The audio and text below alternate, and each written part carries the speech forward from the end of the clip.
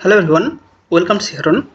ডব্লিউবিএইচআরবির তরফ থেকে আরও একটি নোটিশ পাবলিশড হয়েছে 29/8/2025 এবং এখানে এডিটের অপশান দেওয়া হয়েছে।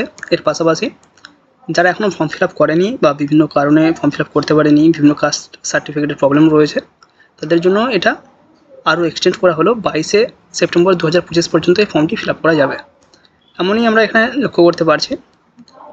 In connection with the aforementioned advertisement, West Bengal Health Recruitment Board has received several representations from the aspiring candidates for extension of last date of submission of application. যেহেতু বিভিন্ন candidate ওখানে গিয়ে ওনারা রিকোয়েস্ট করেছেন date extension করার জন্য, সেই অনুযায়ী board has decided to extend the last date of submission of application up to 22 September 2025। 22 September পর্যন্ত বিকাল 5টা পর্যন্ত ওনারা এক্সটেন্ড করেছেন এবং এখানে কিছু কিছু পয়েন্ট আপনারা উল্লেখ করেছেন, যেখানে বোর্ড যেটা সিদ্ধান্ত নিয়েছে, এই যে এক্সটেন্ডেড পিরিয়ড অর্থাৎ 22 সেপ্টেম্বর পর্যন্ত যারা এক্সপিরিয়েন্স সার্টিফিকেট শো করাতে চাইছে শো করাতে পারবে। Last date experience certificate 22 September পর্যন্ত কালেক্ট করা যাবে, আপলোড করা যাবে, এটাই ওনারা ক্লিয়ারলি উল্লেখ করে দিয়েছেন। এছাড়াও যদি কেউ কোনো আরও এসেন্সিয়াল কোয়ালিফিকেশান বা ডিজায়ারেবল কোয়ালিফিকেশান অ্যাড করতে চাই, সেটাও অ্যাড করতে পারবে।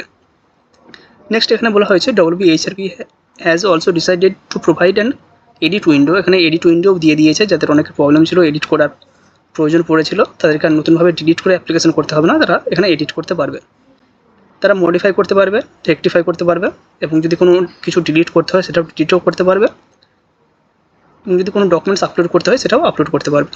এখানে এডিট সম্পর্কে আরও কিছু ইনস্ট্রাকশন দেওয়া হয়েছে, এডিট সম্পর্কে ডিটেলসে কিছু বলা হয়েছে, কোন কোন জিনিসগুলো এডিট করা যাবে, কোনগুলো এডিট করা যাবে না।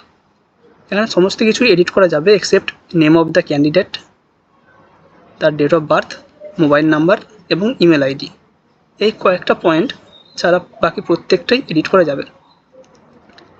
অ্যাপ্লিকেন্টের name, date of birth, mobile number এবং ইমেল আইডি, এইগুলো কিন্তু এডিট করা যাবে না। বাকি যাবতীয় আপলোড করা হোক, ফটো আপলোড, যদি কোনো চেঞ্জ করতে চাই, এক্সপিরিয়েন্স সার্টিফিকেট চেঞ্জ করা, প্রত্যেকটাই কিন্তু চেঞ্জ করা যাবে। বাট এখানে একদম ক্লিয়ারলি 3 নম্বর পয়েন্টে বলা হয়েছে the edit option can be availed only once during the aforesaid period. এই যে একবারই এটা এডিট করা যাবে, তাই যার যা এডিট করার রয়েছে এত তাড়াতাড়ি এডিট করার প্রয়োজন নেই, হাতে সময় নিয়ে একবারই এডিট করার সময় দিচ্ছে, সে একবারই এডিট করতে পারবে। যাদের যা ভুল ছিল, যাদের এক্সপিরিয়েন্সে ভুল ছিল, যাদের ডকুমেন্টস আপলোডে ভুল ছিল, নতুনভাবে আর কোনো কিছু ক্যান্সেল করতে হচ্ছে না, তারা এডিট অপশানে গিয়ে এডিট করে নিতে পারবে।